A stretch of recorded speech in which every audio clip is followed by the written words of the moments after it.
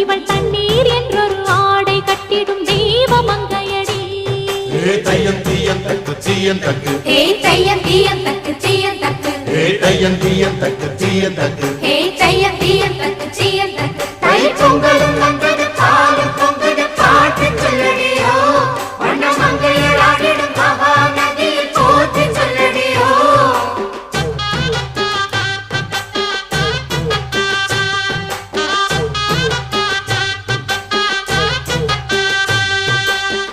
முப்பாட்டின் காலம் தொட்டு முப்போகம் யாரால கல்மேடு தாண்டி வரும் காவேரி நீரால சேத்தோட சேர்ந்த வித நாத்து விடாதா, நாத்தோட சேதி சொல்ல காத்து வராதா.